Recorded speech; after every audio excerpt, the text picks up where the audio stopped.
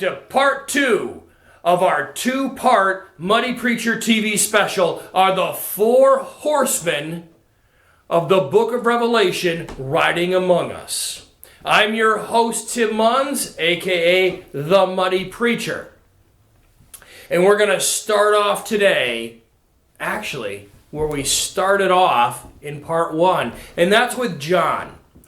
John, being the writer of the book of Revelation, or the Revelation of John, depending on which version of the Bible you're using, he's the prophet who wrote the book of Revelation. So we need to take a quick look at him and the circumstances under which this book was penned, because it becomes incredibly important as we dig into it, and we are going to dig into it tonight. So let's step back. Who is John? John is the Apostle John. He's the youngest apostle. He walked with Jesus for 3 years, and he and his brother James were the sons of thunder.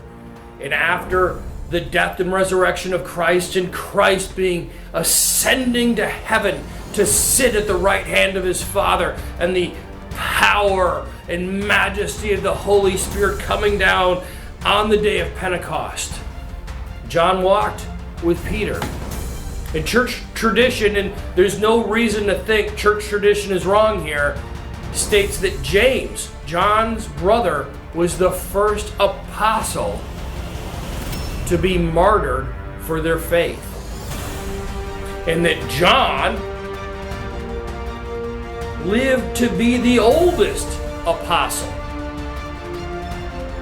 Actually, possibly living even into his 90s.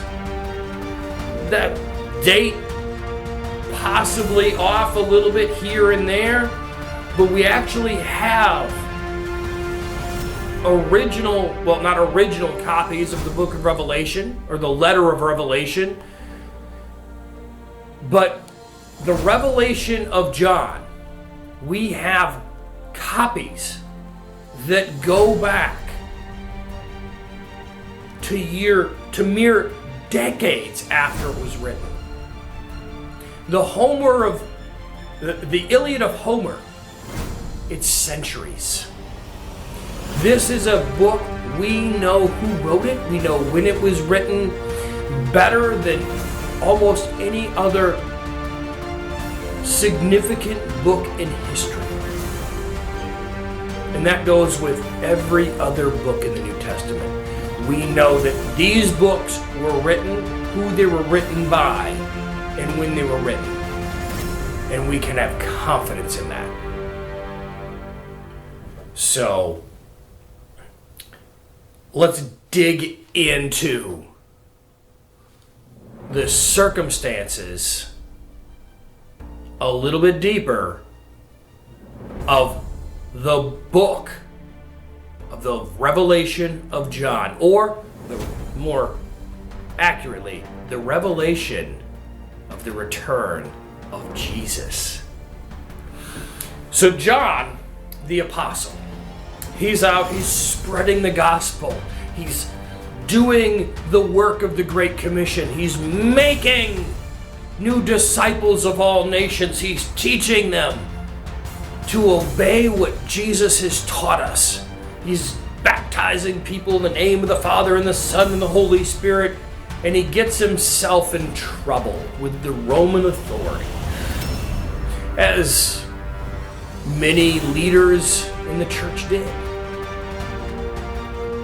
Only instead of being crucified like Peter was, or beheaded like Paul, he's sent off to an island off Greece, the island of Patmos.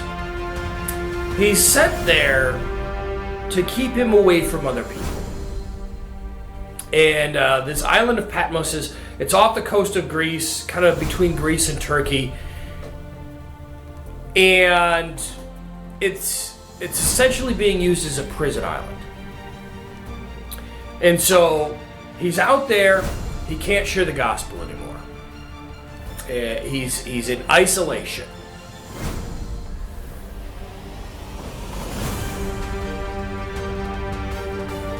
But God uses all things for the good of those who believe. Even an apostle being in isolation.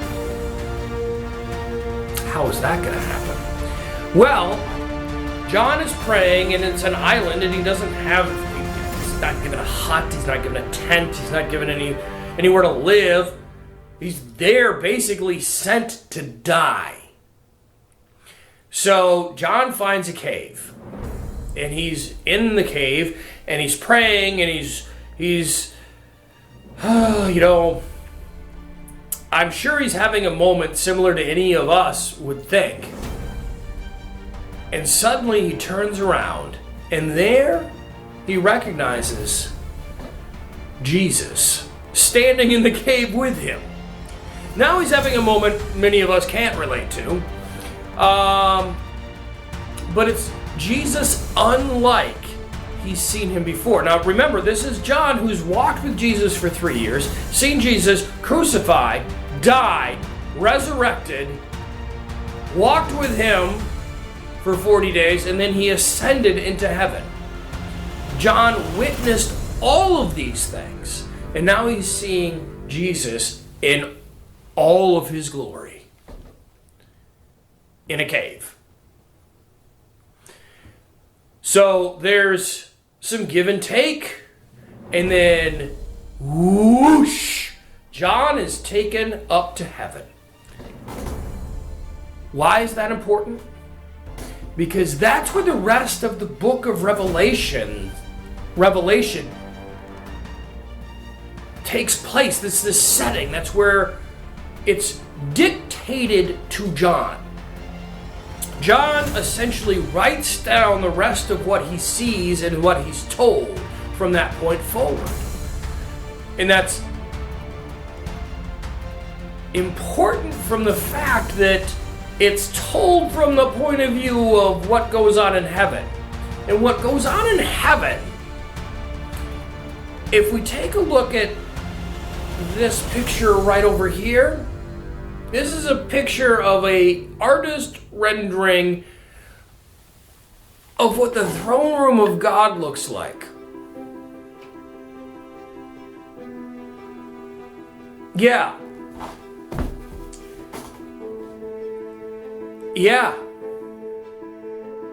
And I think we're supposed to just be at a loss for words. That's why it's in the book of Revelation.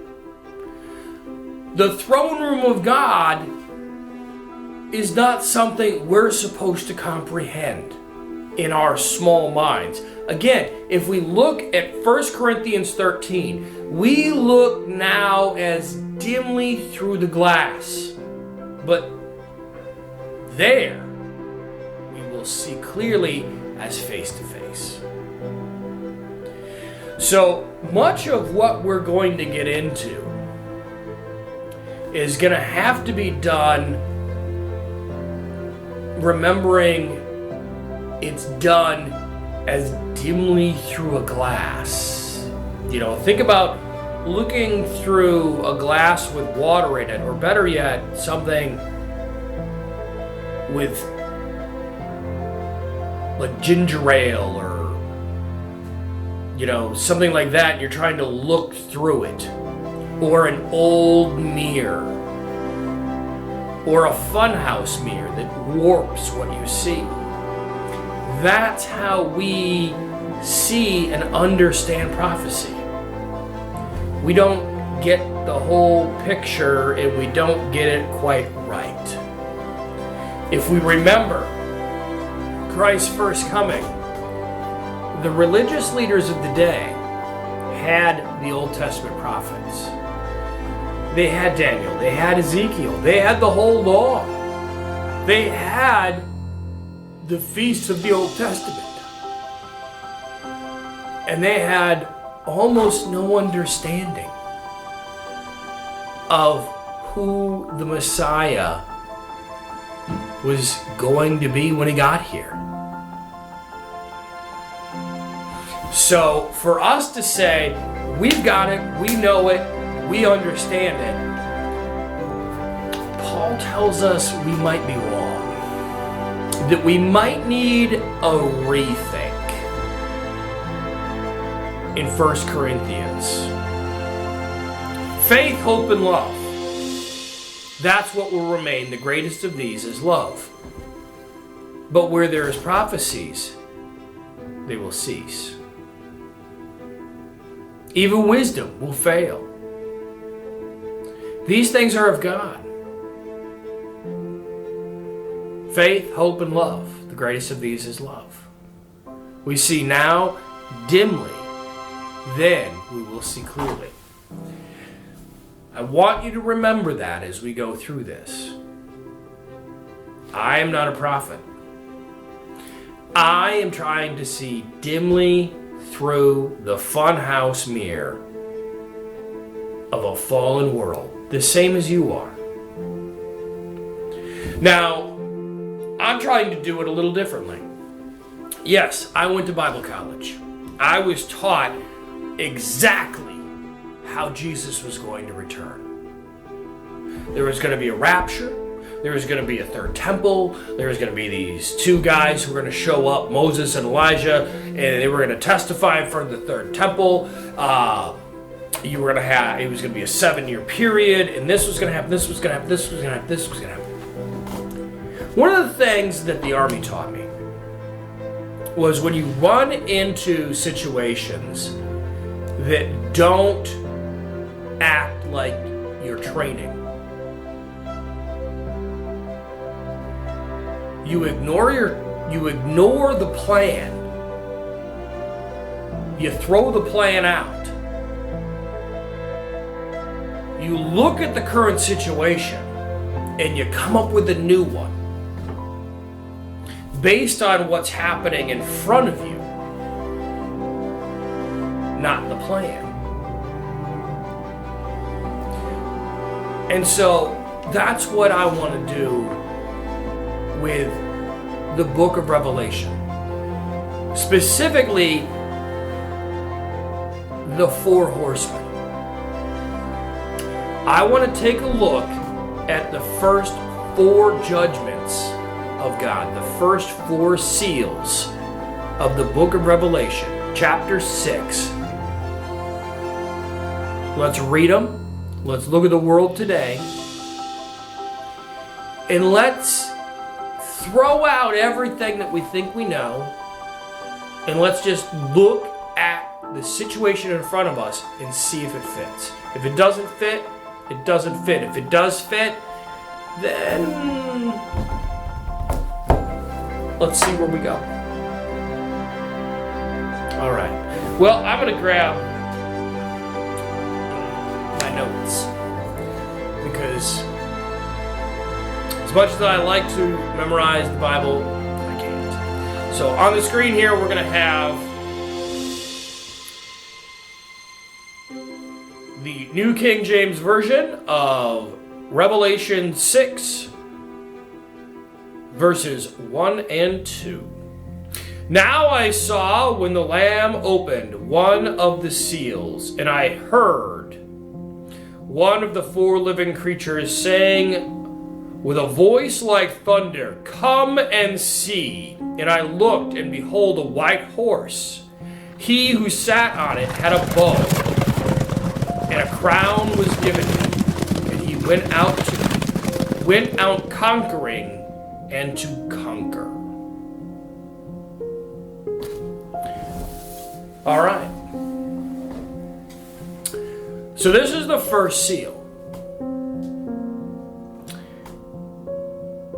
And what I was taught in Bible college is this represents the Antichrist, the actual man of the Antichrist.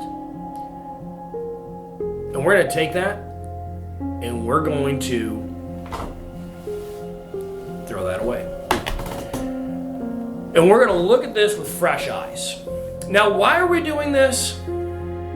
Because what if we're as wrong about his second coming as they were wrong at his first coming? And it's our arrogance saying we must be right. So, let's look. So, there's a white horse. And there's a rider on the horse who has a bow, but no arrows. It's like having a rifle with no bullets. He's given a crown, and he's going to go out to conquering. He's going out conquering to conquer. But he's obviously not going to fire a shot doing it because he's got no ammunition.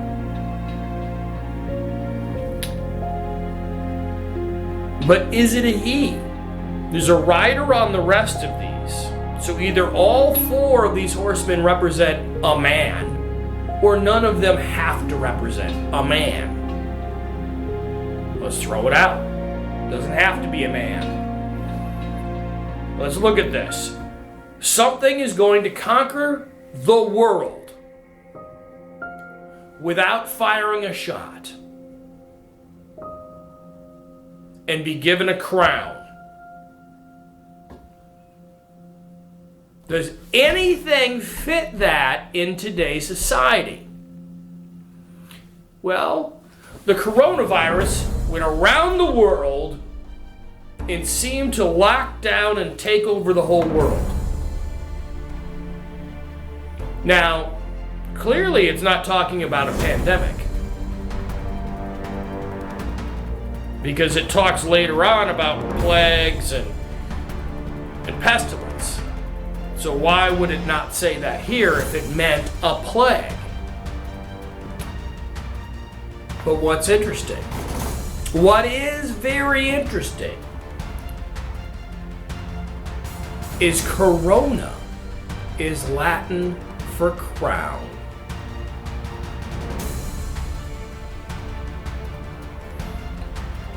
So this rider who has a bow or rifle but no bullets, a bow with no arrows is the same as a rifle with no bullets, will be given a corona.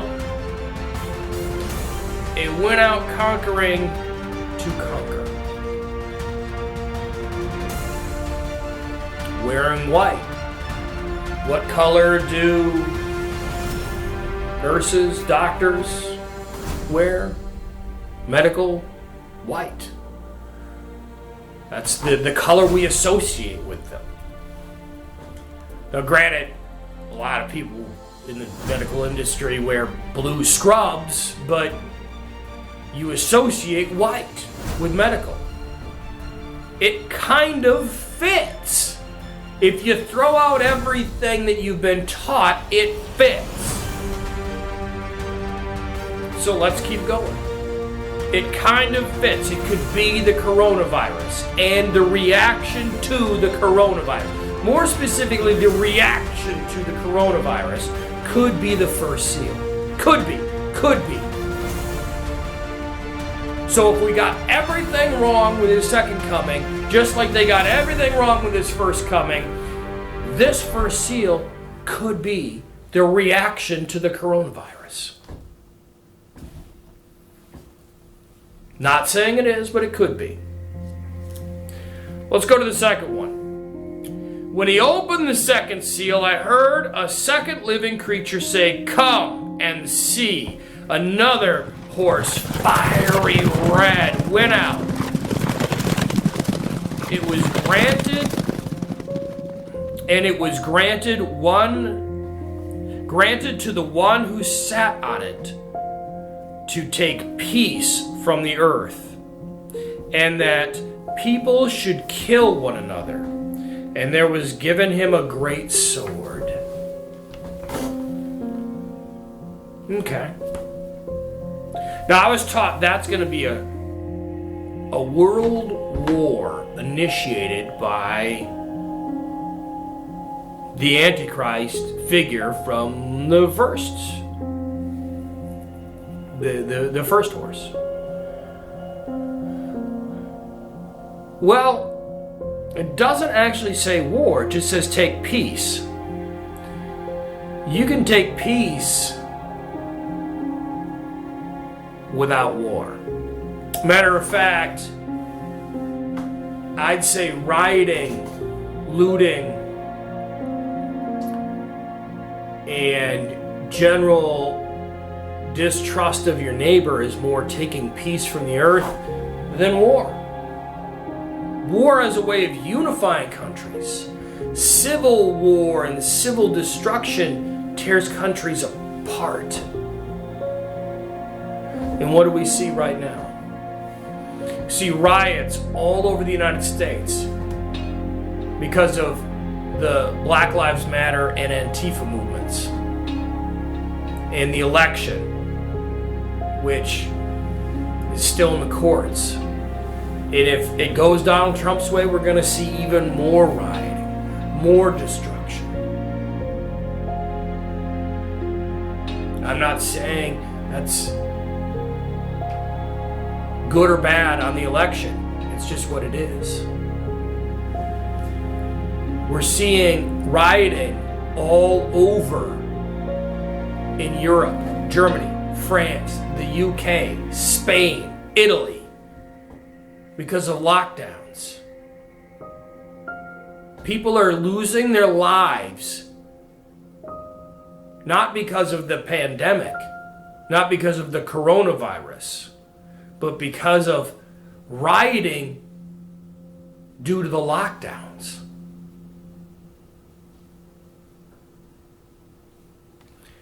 And in Guatemala, where I had recently just lived, they set the Congress building on fire. There's rioting widespread across the country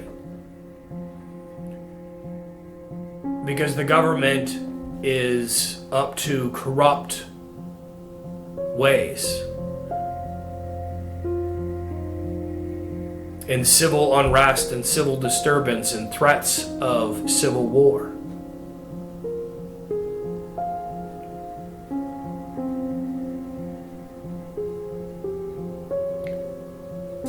It appears as though peace has been taken from the earth.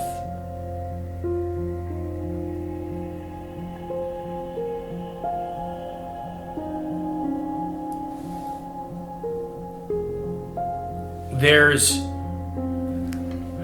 protests that have led to deaths in Hong Kong over the new law and lockdowns and destruction of freedoms with the national security law in Hong Kong. So from Asia to Europe, North America, South America, and it's continuing to spread.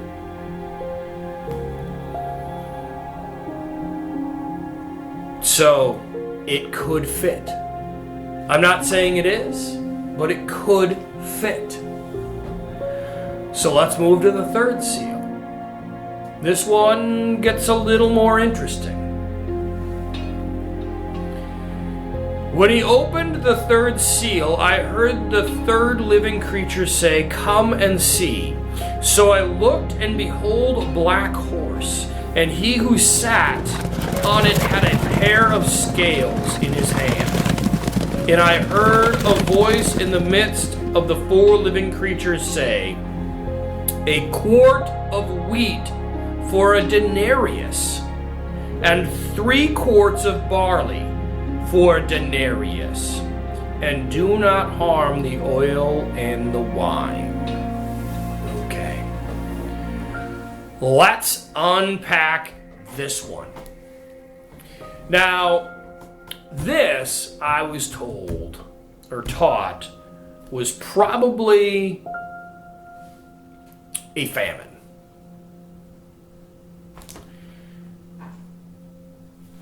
Shoot, throw it away.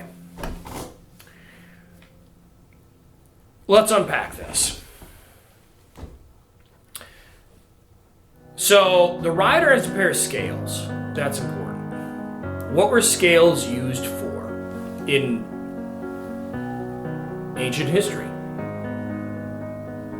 Scales were not used for justice. Scales were used for trade. Remember, especially international trade. You have traders coming from a long ways away. They would not be using the same kind of gold or coins, whether they be gold or silver coins.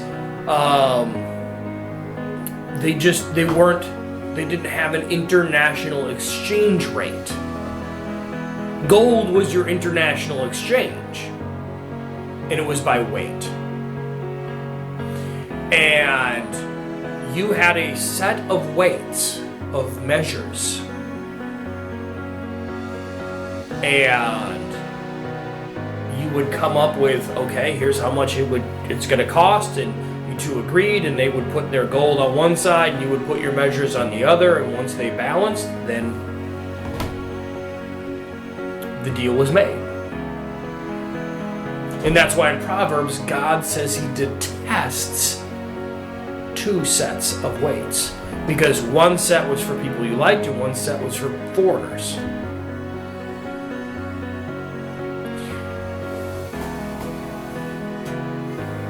So we have something that has to do with commerce, trade, possibly international trade. Now we move down. Clearly, the voice from the midst of the living creatures, if you read the first 5 chapters of the book of Revelation, or the Revelation of John, you will find that the voice in the midst of the living creatures is either God the Father or Jesus. So, this is important. A quart of wheat for a denarius. A quart of wheat, having done a little bit of research, should be a pound. A pound of wheat. So, to answer the question, how much is a quart of wheat? And what is a denarius? I have here a standard package of spaghetti. And that is 16 ounces or 1 pound. And if you live overseas, it's still the standard package of spaghetti is about 1 pound. It'd be about a liter of wheat is what they're talking about. And so a standard loaf of bread, well, 1 liter or 1 quart of wheat makes 2 loaves of bread. Now, how about a denarius? What is a denarius? A denarius in the Roman Empire was a day's wages. Well, I looked up how much a day's wages were in today's economy. It's not a denarius anymore. Surprisingly. It's been 2,000 years, but it's changed. And it's changed a lot because of COVID. Well, in the United States, you can't get a solid answer on what a day's wages are. But before COVID and after, and now it's varied so much that if you average the two out, before COVID it was about $26 an hour. Now it's about $24.75, so I figured it at about $25 an hour. So you're talking about a pound of wheat, 2 loaves of bread, or 1 package of spaghetti for $200. Or 3 times that much barley for $200. So that's a drastic increase in the price of bread. Maybe you haven't bought bread in a while. It is not $100 a loaf. But that's, matter of fact, this package of spaghetti costs us 25 cents. So that would be a tremendous increase in the price of those commodities, those products. Now, what's interesting is it says, do not harm the oil and the wine. The oil it refers to here, I went to Strong's Concordance and looked up the original word in Greek. And that original word for oil literally means olive oil. It's not talking about the oil as in gasoline and diesel fuel. It's literally talking about olive oil. So do not harm the olive oil and the wine. So let's unpack this third seal. Is there anything going on today, right now, at this moment, that could fulfill this?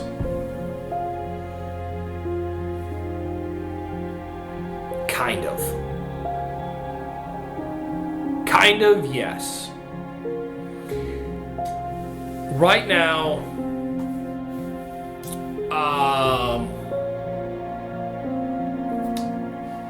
the United States, the United Kingdom, Australia, the rest of Europe are in a housing crisis, a housing bubble, worse than in 2008, which caused the markets to collapse and destroyed the economies of Greece and Spain. The markets, the stock markets, are in a bubble greater than in 1929. In the United States, in Europe, in Japan, in Australia. Basically, every market in the world is in a bubble. There's a commodities market where they sell things like gold, silver, wheat, barley. That's in a bubble, on the edge of collapse. Oddly, I looked into this today. Olive oil and wine, olive oil collapsed a year and a half ago, and wine is a flat market. So if the commodities market collapsed in 2021, the olive oil and wine would not be affected. Am I saying that if all of the stock markets around the world collapsed, that would fulfill the third seal?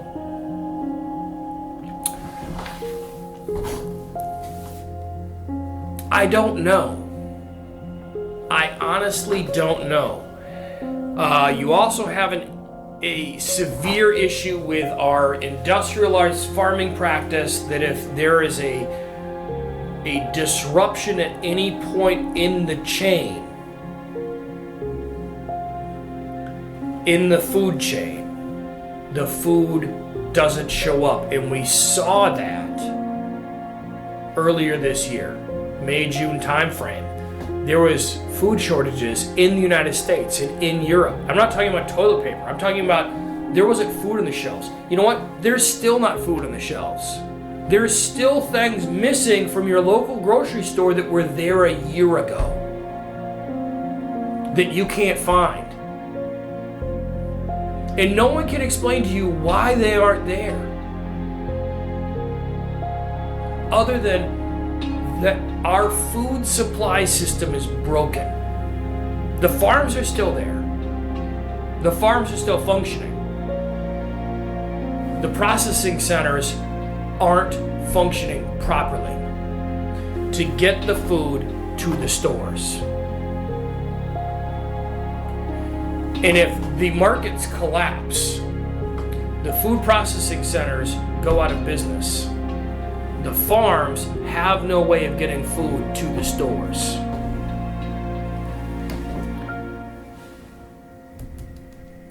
Seal 3 could come to fruition there.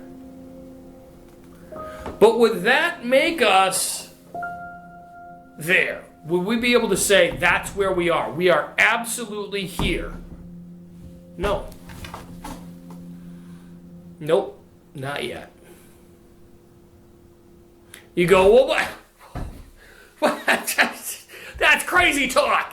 You talking crazy talk now, money preacher. Why not? You just told us that this could be and that could be. Why not? I want you to think back over history. There was the collapse of the Roman Empire. There was the destruction of Jerusalem in 70 AD. Then 500 years later was the fall of Rome. In 1077 there was another collapse of the world. There was plagues that destroyed almost a quarter of the world's population sometimes. Some of these things could have been fulfilled at different times in the world. But Seal 4 is where it gets real. Seal 4 is where we find out, are we here or are we not? And let's read Seal 4. When I opened the fourth seal, I heard the voice from the four living creatures saying, the fourth living creature saying, "Come and see." So I looked, and behold, a pale horse, and the name of him who sat on it was Death.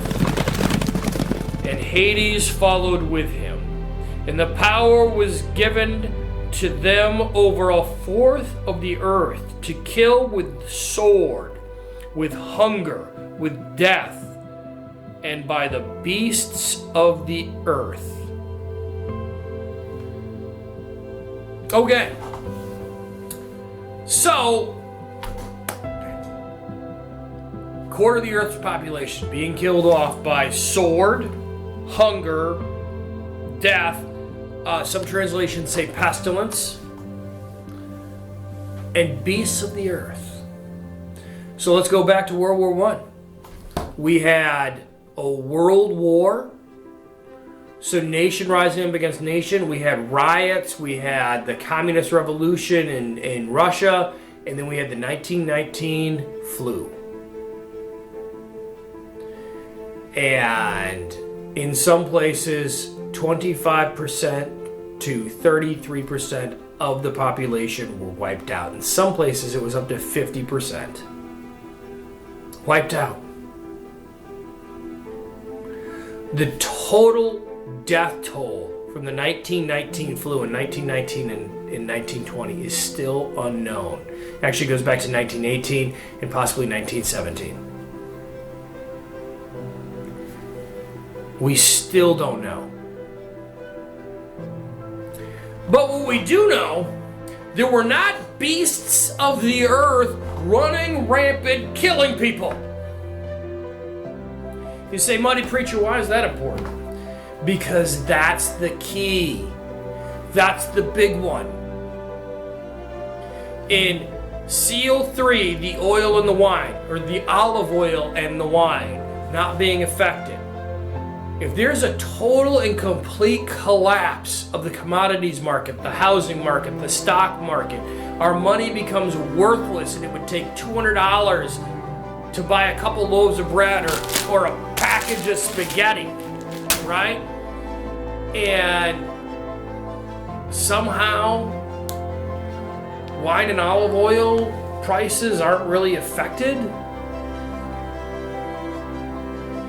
Well, there we know, or at least they're their commodity prices aren't affected, or because they're farmed in a different way. Those are two things you can actually get.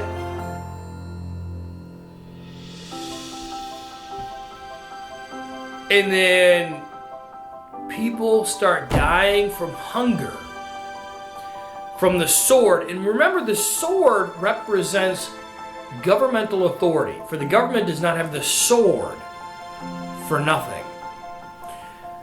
So, governmental authority, hunger, pestilence, and beasts of the earth, like bears, lions, tigers, right? In such a manner as it's noticeable. We start seeing that, that's where we are. You can stand on it. You can say, BAM! We right there, we hit the fourth horseman. Game over.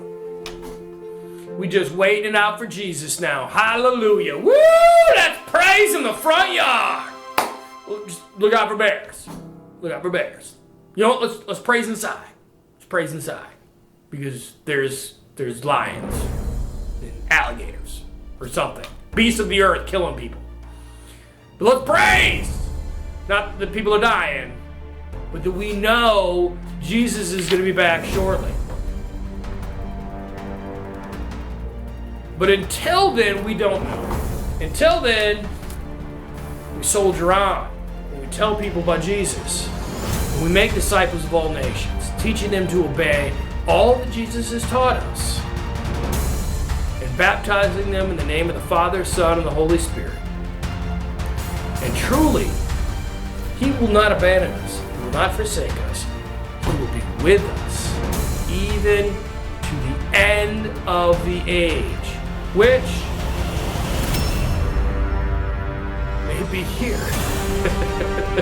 And if it is, it ain't gonna get any happier the further you read into this. But that's as far as we're going right now. But actually, it's gonna get a lot happier when you get to Revelation chapter 19. And this is chapter 6. So there's a few steps between here and there.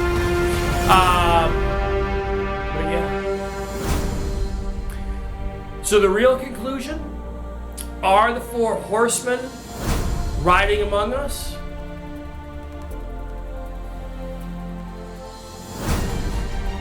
They might be.